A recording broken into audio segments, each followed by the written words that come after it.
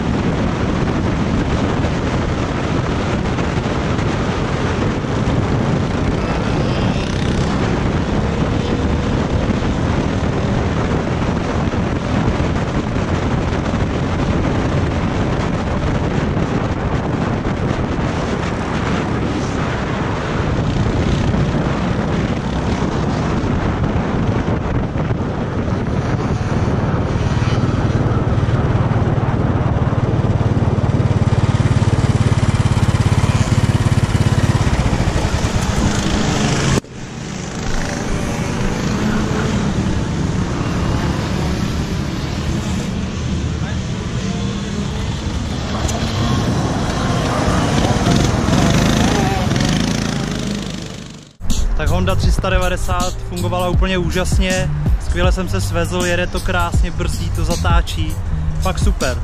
Naučil jsem se trošku tráť a teď přijde ta zbraň, kartingová zbraň KZ2.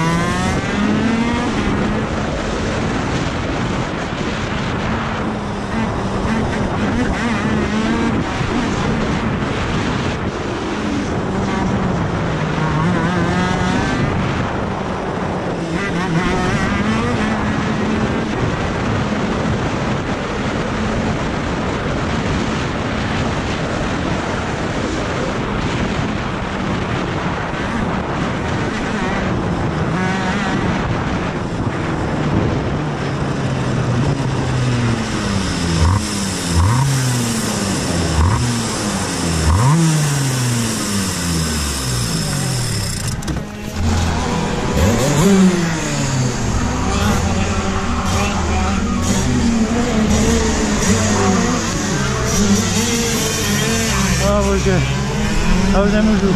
Tak tohle je rozhodně pekelný stroj. Měl jsem s tím co dělat, jsem úplně potlučený, unavený. Nadělal jsem spoustu chyb, jel jsem zbytečně smykem, ale byla to zábava. Bylo to super, doporučuji.